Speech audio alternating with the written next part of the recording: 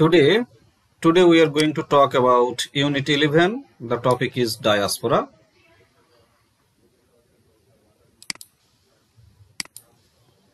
Today, our lesson number is lesson 1, and the name of the lesson is What is diaspora? অর্থাৎ diaspora কি সেই বিষয়ে আমরা শিখব।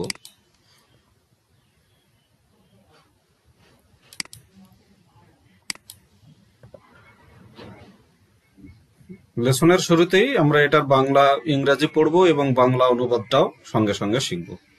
লাইন বাই লাইন ওয়ার্ডগুলো শিখবো, এই জন্য একটু ক্লাসটা একটু বেশি বড় হবে। ধৈর্য সহ তোমরা সবাই শুনবে, এটা আশা রাখছি। তাহলে টুডে আমার টপিক ইজ ডায়াসপোরা, মানে দেশ ত্যাগ করা, এক দেশ থেকে আরেক দেশে যাওয়া। ডায়াসপোরা কি সেটা নিয়ে পড়বো। ওয়ার্ম আপ অ্যাক্টিভিটি, প্রস্তুতিমূলক কাজ। প্রস্তুতিমূলক কাজে আমরা শিখব you can find the meaning of diaspora in the Merriam Webster online dictionary. অর্থাৎ তোমরা মিরিয়াম ওয়েবস্টার অনলাইন ডিকশনারি থেকে ডায়াসপোরা শব্দটির মিনিংটা খুঁজে পেতে পারো। তো মিরিয়াম ওয়েবস্টার এটা কিন্তু একটা অনলাইন ডিকশনারি, এটা তোমরা গুগলে সার্চ দিলেই পেয়ে যাবা। হুইচ প্রোভাইডস আর মিরিয়াম ওয়েবস্টার ডিকশনারি থেকে আমি কয়েকটা ওয়ার্ডের লিঙ্ক তোমাকে ডিসক্রিপশনে দিয়ে দেবো তোমাদেরকে। Which provides the following definitions of the word, যেটা নিচের ডেফিনেশন গুলো দিয়ে দেওয়া আছে এখানে, সেটা আমরা শিখি। কি ডায়াসপোরার সংজ্ঞাটা কি? A, the movement, migration or scattering of a people away from an established or ancestral homeland। অর্থাৎ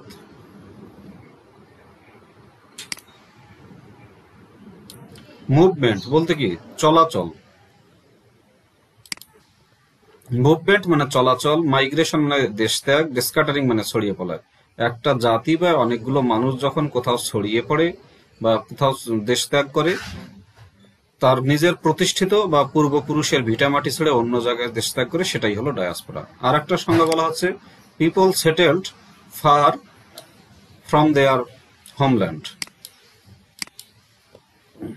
অর্থাৎ যে সমস্ত মানুষ তাদের পৈতৃক ভিটাবাড়ি থেকে অনেক দূরে বসতি স্থাপন করে, তাদেরকে বলা হয় ডায়াসপোরা। সি নম্বর ডেফিনেশনে বলা হচ্ছে the place where this people leave. অর্থাৎ যে জায়গায় এই লোকগুলো বসবাস করে তাদেরকেও আমরা ডায়াসপোরা বলি। এই হলো ডায়াসপোরার সংজ্ঞা। তাহলে ডায়াসপোরা বলতে যে জায়গায় মানুষ বসবাস করে অথবা তাদের পূর্বপুরুষের ভিটামাটি ছেড়ে অন্য জায়গায় স্থায়ীভাবে বসবাস করাকেই আমরা ডায়াসপোরা বলি। অথবা পিতৃপুরুষের ভিটামাটি ছেড়ে বা প্রতিষ্ঠিত ভিটামাটি ছেড়ে দূরে কোথাও একদল মানুষ যখন ছড়িয়ে পড়ে বা দূরে কোথাও দেশ ত্যাগ করে অথবা দূরে চলে যায়, সেটাই হলো ডায়াসপোরা। এখন আমরা মূল লেসনের দিকে যাচ্ছি। Can you think of the word in relation to people in Bangladesh who have settled abroad. তো বলতেছে ক্যান ইউ থিঙ্ক, তোমরা কি ভাবতে পারো অফ দ্য ওয়ার্ড এই শব্দ সম্পর্কে, ডায়াসপোরা শব্দটি সম্পর্কে, ইন রিলেশন টু পিপল ওই সমস্ত লোকের সাথে, ইউ নো ইন বাংলাদেশ যাদেরকে তুমি বাংলাদেশে চেনো, হু হ্যাভ সেটেলড অ্যাব্রড যারা দেশের বাইরে সেটেল করেছে অর্থাৎ স্থায়ীভাবে বসতি স্থাপন করেছে। তারপরে বলা হচ্ছে which parts of the world do Bangladeshis tend to settle in nowadays। অর্থাৎ which parts of the world, বাংলাদেশিরা বিশ্বের কোন অংশে tend to settle, এই টেন্ট কথাটা জানতে হবে। টেন্ট টু সেটেল মানে হলো বর্তমানে তাদের বসতি স্থাপনের সুযোগটা আছে আর কি, এটাই হলো টেন্ট। এই টেন্ট কথাটা হলো সেটা। Discuss with your friends whether it is possible to call such settlements the results of Bangladeshi diasporas of our time। তো ডিসকাস উইথ ইয়োর ফ্রেন্ড অর্থাৎ তোমাদের বন্ধুদের সাথে আলোচনা করো, ওয়েদার কিনা, it is possible to call such settlement এরকম বসতি স্থাপনকে বলা সম্ভব কিনা, the result of Bangladeshi diasporas of our time আমাদের সময়ের বাংলাদেশি ডায়াসপোরা বা দেশ ত্যাগের ফলাফল বলা যেতে পারে কিনা, এটা বন্ধুদের সাথে আলোচনা করতে হবে। তাহলে এখন আমরা মূল টপিকসে আমরা শুরু করলাম। Passage two, exercise two, read the passage and then carry out the activities that follow. অর্থাৎ নিচের প্যাসেজটা পড়তে হবে এবং এই প্যাসেজের পরে যে অ্যাক্টিভিটিস গুলো আছে সেগুলোকে ক্যারি আউট বা সম্পাদন করতে হবে। The term diaspora is used, diaspora শব্দটি ব্যবহৃত হয় ডায়াসপোরা শব্দটি ব্যবহৃত হয় টু রেফার টু পিপুল, ওই সমস্ত লোকদেরকে বোঝাতে ব্যবহৃত হয়, হু হ্যাভ লেফট দেয়ার হোমল্যান্ডস, যারা তাদের স্থায়ী ঘর বাড়ি ছেড়ে চলে গেছে, and settled in other parts of the world, এবং বিশ্বের অন্য কোনো জায়গায় সেটেল হয়েছে বা স্থায়ীভাবে ঘর বাড়ি তৈরি করেছে। Either because they were forced to do so, either, আর এখানে আরেকটা আমরা দেখতেছি অর, আইদার অর মানে আমরা জানি, either because they were forced to do so, হয় এই কারণে যে তারা এই ডায়াসপোরা করতে বাধ্য হয়েছে, অর বিকজ, অথবা এই কারণে যে they wanted to leave on their own, তারা নিজেরাই সেটা ত্যাগ করতে চেয়েছিল। তাহলে আমরা ডায়াসপোরার শব্দের সংজ্ঞাটা শিখলাম। ডায়াসপোরা বলতে ওই সমস্ত লোকদেরকে বোঝায় যারা তাদের ঘর বাড়ি ছেড়ে চলে গেছে এবং বিশ্বের অন্য কোনো স্থানে বসতি স্থাপন করেছে, হয় এই কারণে যে তারা এটা করতে বাধ্য হয়েছিল, অথবা আরেক কারণে যে তারা তাদের ইচ্ছায় ঘর বাড়ি ছেড়ে চলে গিয়েছিল, এটাকেই বলা হয় diaspora. The word is increasingly used for such people as a collective group or a community. The word is increasingly used, এই ডায়াসপোরা শব্দটি বেশি বেশি ব্যবহৃত হয় for such people, এমন মানুষের জন্য, একটা দলীয়, সবাই একটা দল হিসেবে অথবা একটা সম্প্রদায় হিসেবে এই শব্দটি ব্যবহৃত হয়। The world has seen many diasporas, but only recently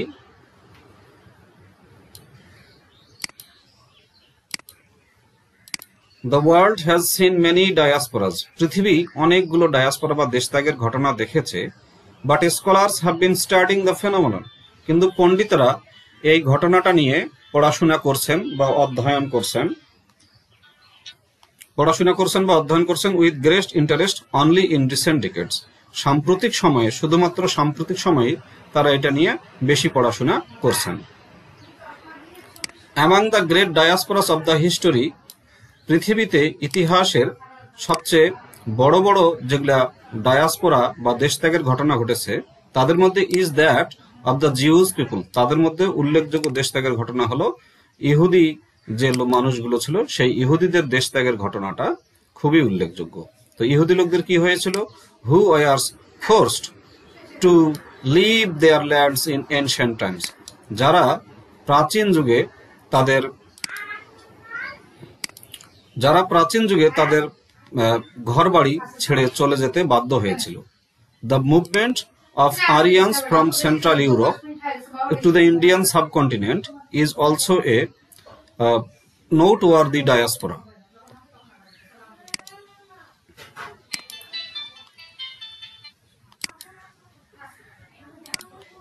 The movement of the Aryans from Central Europe, অর্থাৎ কেন্দ্রীয় ইউরোপ থেকে আরিয়ানদের চলে আসা টু ইন্ডিয়ান সাবকন্টিনেন্ট, পাক ভারত উপমহাদেশে চলে আসা থাউজেন্ডস অফ ইয়ার্স আগে, হাজার হাজার বছর আগে, is also a noteworthy diaspora, এটাও একটা উল্লেখযোগ্য ডায়াসপোরা বা দেশত্যাগের ঘটনা।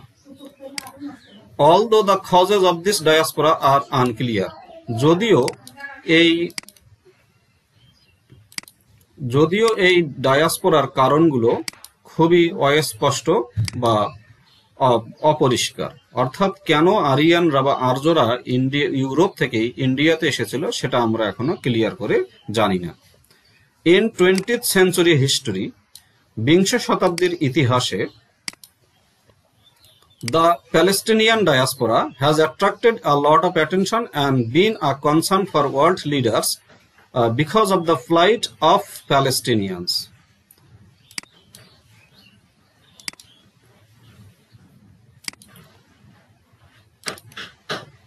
তাহলে বিংশ শতাব্দীতে প্যালেস্টিনিয়ান অর্থাৎ ফিলিস্তিনবাসীদের দেশত্যাগের ঘটনা অনেক মনোযোগ আকর্ষণ করেছে এবং বিশ্ব নেতাদের কনসার্ন বা টেনশনের কারণ হয়ে দাঁড়িয়েছে, because of the plight of Palestinians, ফিলিস্তিনবাসীদের দুর্দশার কারণে।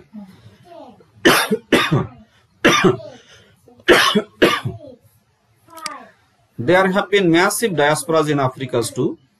over the centuries, either because of war or because of the ravages of nature.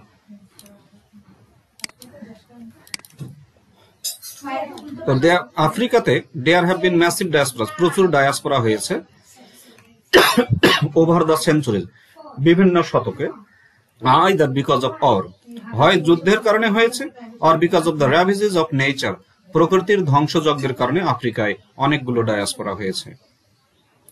But the chief reason why the phenomenon of diaspora is attracting so much attention is globalization. কিন্তু প্রধান কারণ, যে কারণে ডায়াসপোরার ঘটনাটি মানুষের খুব বেশি মনোযোগ আকর্ষণ করেছে, তা হচ্ছে গ্লোবালাইজেশন। তাহলে আমরা শিখলাম শুধুমাত্র গ্লোবালাইজেশনের কারণেই বর্তমান মানুষের দেশ ত্যাগের ঘটনাটা বেশি মনোযোগ আকর্ষণ করেছে। এটাই হলো আমাদের ডায়াসপোরা সম্পর্কে, প্যাসেজটি সম্পর্কে আমরা জানলাম। তাহলে ডায়াসপোরার মূল উদ্দেশ্য হলো যারা দেশ ত্যাগ করে অন্য দেশে পার্মানেন্টলি চলে যায়, ইচ্ছায় বা অনিচ্ছায়, সেটাই হলো ডায়াসপোরা। প্রথম ইহুদিরা ডায়াসপোরা করেছিল বাধ্য হয়ে, তারপরে আর্যরা বা আরিয়ানরা ইউরোপ থেকে ইন্ডিয়াতে এসেছিল, তার কারণ আমরা জানি না। আর বিংশ শতাব্দীতে ফিলিস্তিনবাসীদের দুর্দশা বিশ্ব নেতাদের মনোযোগ আকর্ষণ করেছে, তাদের টেনশনের কারণ হয়েছে। এবং আফ্রিকাতে প্রকৃতির ধ্বংসযজ্ঞ অথবা যুদ্ধের কারণে অনেকগুলো ডায়াসপোরা হয়েছে। তবে প্রধান কারণ হলো গ্লোবালাইজেশন, অর্থাৎ গ্লোবালাইজেশনের কারণেই আমরা এখন ডায়াসপোরা সম্পর্কে পণ্ডিতরা পড়াশোনা করছেন। এখন আমরা তাহলে প্যাসেজটা শিখলাম। এই প্যাসেজ শেখার পরে আমাদের এখন যেটা করতে হবে সেটা হলো এর কিছু এক্সারসাইজ আছে, সেটা আমরা করার চেষ্টা করি। এখানে বলছে এক্সারসাইজ 3 তে guess the meanings of the word in column A from the context and match them with the meanings given in column B. অর্থাৎ কলাম বি এর যে মিনিং গুলো দেওয়া আছে তার সাথে কলামের শব্দগুলোর সাথে ম্যাচিং করতে হবে। এ বলছে সেটেলড। সেটেলড মানে হলো কোথাও স্থায়ীভাবে বসতি স্থাপন করা। তা সেটেল বলতে এখানে আমরা আপাতত যেটা দেখতেছি সেটা হবে যে মুভ টু, অর্থাৎ কোনো জায়গায় চলে যাব। কমিউনিটি মানে কি? সম্প্রদায়, অর্থাৎ একটা বেশ কিছু সংখ্যক, উল্লেখযোগ্য সংখ্যক মানুষ যদি একসাথে থাকে, কমিউনিটি। তাহলে কমিউনিটি কি হবে? তার সঠিক অ্যান্সারটা হবে এখানে group of people. Group of people বলতে একদল মানুষ, এটাই হলো কমিউনিটি। নোট ওয়ার্দি মানে হলো উল্লেখযোগ্য। তো উল্লেখযোগ্যর মানে আমরা শিখি, উল্লেখযোগ্যর মানে আমরা এখানে দেখি সেটা হলো সিগনিফিক্যান্ট হবে। সিগনিফিক্যান্ট মানে হলো উল্লেখযোগ্য। র্যাভিজেস অর্থাৎ ধ্বংসযজ্ঞ। তো ধ্বংসযজ্ঞের মানেটা আমরা দেখি কোথায় লেখা আছে।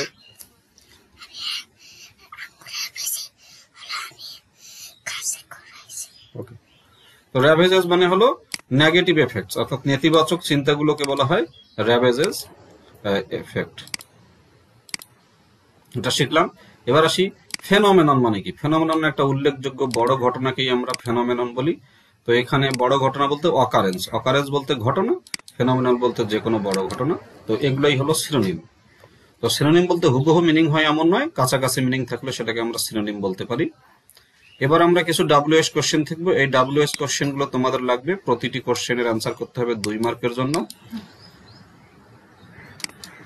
তো এই 2 মার্কের গুলো লেখার ক্ষেত্রে খুব ভালোভাবে আমাদের লেখা দরকার। কোশ্চেন হলো অল ডায়াসপোরাস ভলান্টারি, সকল ডায়াসপোরা ভলান্টারি অর্থাৎ স্বেচ্ছায় কি না, এটা উত্তর দিতে হবে। If all diasporas are not voluntary, যদি সকল ডায়াসপোরা ভলান্টারি বা স্বেচ্ছায় না হয়, why would a group of people want to leave their country? তাহলে কেন একদল মানুষ তাদের নিজের দেশ ছেড়ে চলে যেতে চায়? See, when has the study of diasporas started to attract scholars? অর্থাৎ কখন এই পণ্ডিতরা এই ডায়াসপোরার ঘটনাটি আলোচনা করা শুরু করেছে। What are some of the major diasporas of the past? অতীতের বড় বড় ডায়াসপোরার উল্লেখযোগ্য কোনগুলো সেটা আমাদের লিখতে হবে। What has globalization to do with diasporas? অর্থাৎ ডায়াসপোরার সাথে গ্লোবালাইজেশনের কি সম্পর্ক আছে সেটা আমাদের লিখতে হবে। তো এই কোশ্চেনের উত্তরগুলো শুধু এক বাক্যে দেওয়া যাবে না, যেহেতু এখানে 2 মার্ক করে থাকবে, তাই আমরা একটু বেশি বেশি করে লিখে দেব। আশা করি তোমরা ব্যাপারটা বুঝতে পেরেছো। 5. Put the following words or phrases in a chronological order. অর্থাৎ নিচের শব্দগুলো ক্রম অনুযায়ী সাজাতে হবে। আচ্ছা, তো কি এটা তোমাদের SW দিলাম। ওভার দ্য সেঞ্চুরিজ মানে কি বিভিন্ন শতকে। 20th সেঞ্চুরি বলতে বিংশ শতক।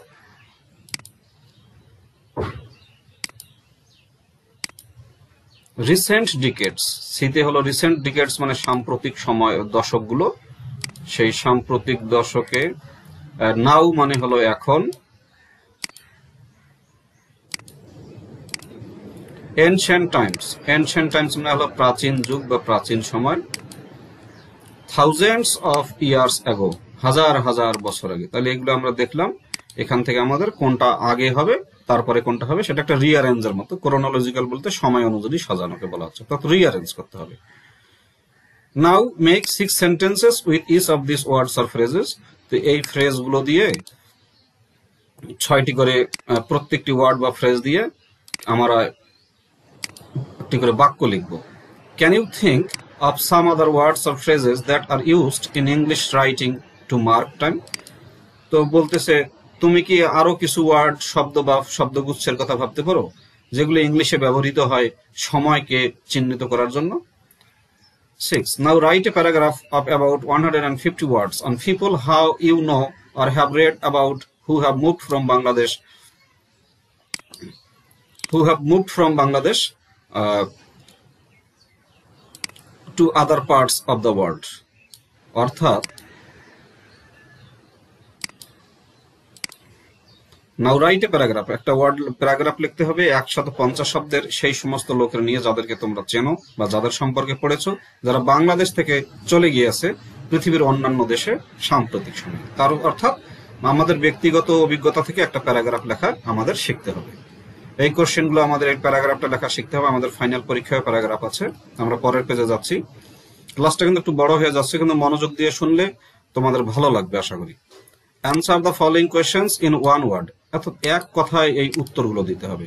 What would be the noun form of someone who has settled in a new world?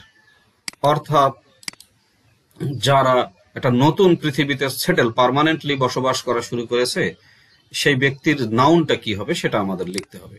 What's the plural form of phenomenon? Phenomenon এর প্লুরাল, অর্থাৎ আমরা জানি ফেনোমেনন একটা হলো সিঙ্গুলার শব্দ, তাহলে এর প্লুরাল কি হবে সেটা আমাদের জানতে হবে বা লিখতে হবে। What part of speech is massive in the phrase massive diaspora? এই যে ম্যাসিভ ডায়াসপোরা কথাটা ইউজ করা হয়েছে, তো এই ম্যাসিভ ডায়াসপোরাতে ম্যাসিভ শব্দটি কোন পার্টস অফ স্পিচ, অর্থাৎ সেটা নাউন, অ্যাডজেক্টিভ, অ্যাডভার্ব এরকম করে আমাদের বলতে হবে। D, can you think of some other words that can substitute for although in line 8 of the passage? অর্থাৎ 8 নম্বর লাইনে যে অলদো কথাটি আছে, সেই অলদো কথাটির আর কোনো বিকল্প তুমি জানো কিনা সেটা লেখো। 8 নম্বর লাইনটা আমি একটু দেখাই দিচ্ছি এখানে। এই যে এখানে 8 নম্বর লাইনে, কোথায় সেটা গেল,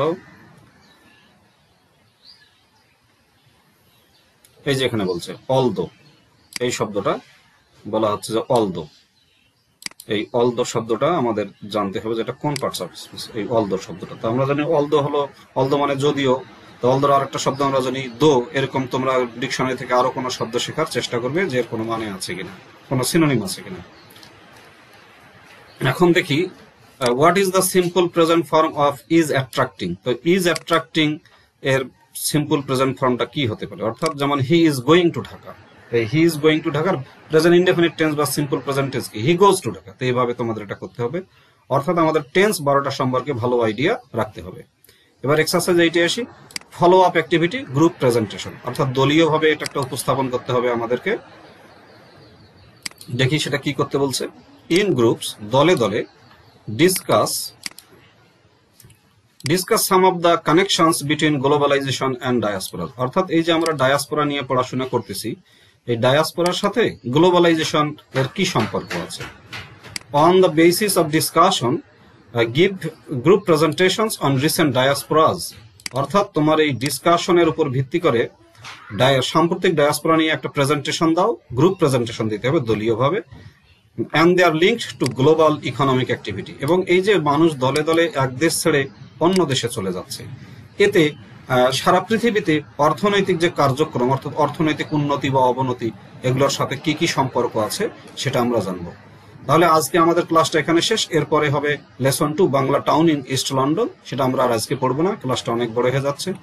তো আশা রাখি তোমাদের ক্লাসটা খুবই ভালো লেগেছে। তোমাদেরকে সবাইকে ধন্যবাদ দিচ্ছি যে তোমরা মনোযোগ দিয়ে এই প্যাসেজটা এতক্ষণ ধরে শুনলা, এবং যারা যারা সাবস্ক্রাইব করেছো তাদের সবাইকেও অসংখ্য ধন্যবাদ।